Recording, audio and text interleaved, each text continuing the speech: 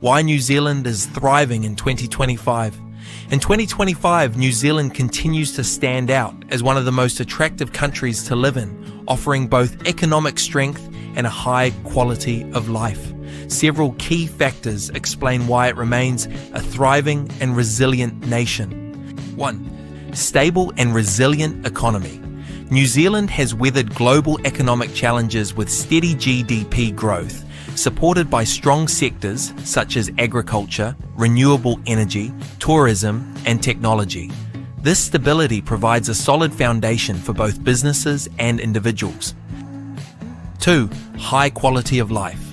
Citizens and residents benefit from world-class healthcare, an accessible education system, and a strong social safety net. International quality of life surveys consistently place New Zealand among the best countries to live in. Number 3, natural resource wealth. New Zealand's fertile farmland and commitment to sustainable agriculture make New Zealand a global leader in dairy, meat, and wine exports. Additionally, abundant renewable energy sources, especially hydropower and geothermal in particular, help keep energy costs relatively low and sustainable. 4. Growing innovation and tech sector. New Zealand has invested heavily in technology and innovation, with thriving industries in agri-tech, clean energy, and digital solutions. This diversification reduces reliance on traditional exports and creates new, high-paying job opportunities. Number 5. Strong global trade connections. New Zealand's free trade agreements across the Asia-Pacific region ensure reliable export markets and attract foreign investment. This openness keeps the economy competitive and outward-looking. 6. Environmental leadership. With its clean energy goals and ecotourism initiatives, New Zealand has positioned itself as a leader in sustainability. Protecting its environment not only attracts tourists, but also drives future economic growth in green industries. Finally, number 7. Safety, stability, and welcoming culture. Low crime rates, transparent governance, and inclusive immigration policies make New Zealand one of the safest and most welcoming countries for families, workers, and investors alike. Would you consider visiting New Zealand in the future, or have you visited in the past? Please share your experiences below. Thank you for liking and sharing this video. Pre-Columbian history of the Philippines. Before the arrival of Western colonizers, the Philippine archipelago was already a flourishing network of autonomous barangays, villages, and sultanates. Austronesian people migrated to the islands as early as 3000 BCE. According to historylearning.com, the Austronesians are Austronesian-speaking people who have been found to populate areas in Southeast Asia, Oceania, and East Africa. These include Taiwanese Aborigines and most people on smaller islands such as Micronesia and Melanesia. There are various theories that explain their spread across the world, including the out-of-Taiwan model, but the Austronesian expansion theory builds on this to specifically attempt to explain the populating of the Philippines. According to the theory proposed by Peter Bellwood, Professor of Archaeology and Anthropology at the Australian National University, the Austronesians traveled into the Pacific 6,000 years ago from the Chinese mainland. First, they reached areas in and around China, which they managed to populate by 3,500 BC. After this, they began to travel further, and it was just 500 years later that they managed to reach the Philippines. These early Filipinos had complex societies based on trade, agriculture, and kinship. They established trade routes with neighboring regions such as China, India, and the Malay archipelago.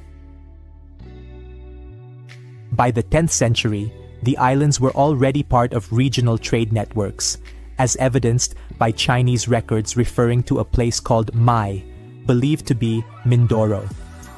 The indigenous peoples developed scripts like Baybayin and practiced religions including animism, Hinduism, and Islam. In the south, the sultanates of Sulu and Maguindanao emerged in the 15th century, and were significant Muslim political entities with strong regional influence.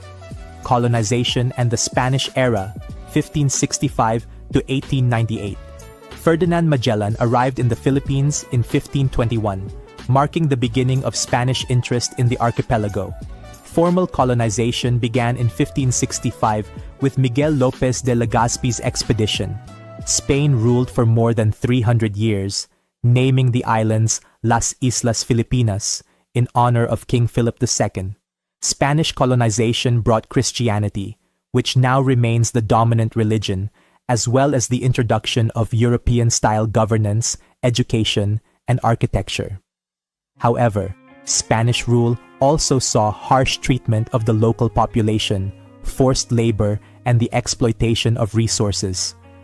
Despite repression, Filipino resistance grew over centuries, culminating in the Philippine Revolution of 1896, led by figures like Andres Bonifacio and Emilio Aguinaldo. American period, 1898 to 1946. After the Spanish-American War, Spain ceded the Philippines to the United States through the Treaty of Paris in 1898. The U.S. introduced public education, infrastructure projects, and democratic institutions, but also faced resistance in the form of the Philippine-American War, 1899 to 1902, resulting in significant Filipino casualties. American governance transitioned the country towards self-rule with the establishment of the Commonwealth of the Philippines in 1935 under President Manuel L. Quezon. However, World War II interrupted this progression. In addition, Japan invaded and occupied the Philippines during World War II. The occupation was brutal, with atrocities like the Bataan Death March and the Battle of Manila, which left thousands dead. Filipino guerrillas and the Allied forces eventually liberated the islands in 1945. Independence. On July 4, 1946, the Philippines gained full independence from the United States.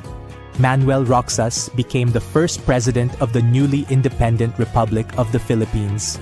The post-war era saw reconstruction efforts, although political instability and corruption often hindered development.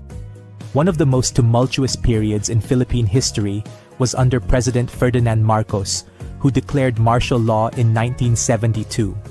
His rule was marked by human rights violations and massive corruption.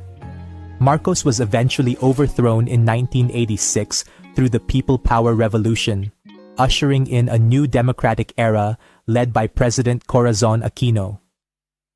The Philippines is rich in natural resources.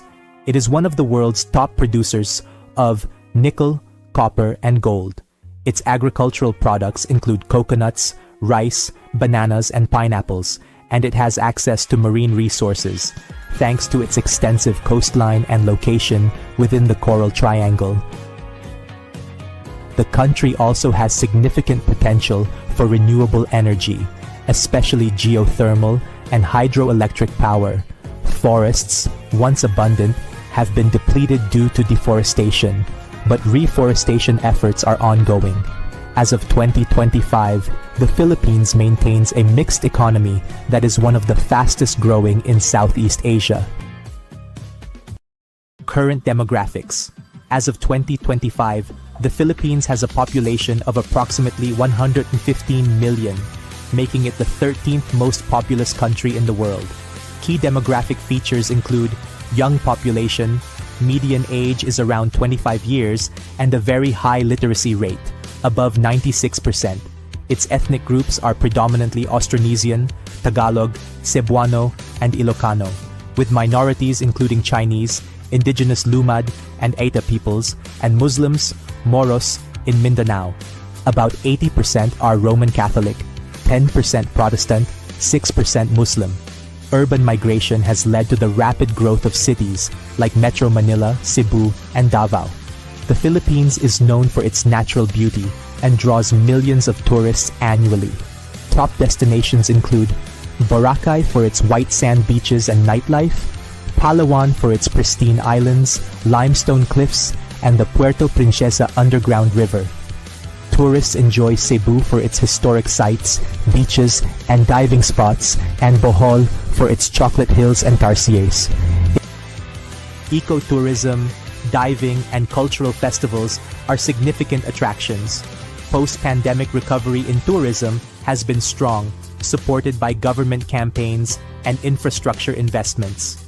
The Philippines today is a nation shaped by centuries of colonial influence, resilient against adversity, rich in culture, and on a path toward greater regional and global prominence. From its ancient roots to its modern ambitions, it remains one of Southeast Asia's most dynamic countries. Please share your knowledge about the Philippines, and thank you for liking this video and subscribing to this channel.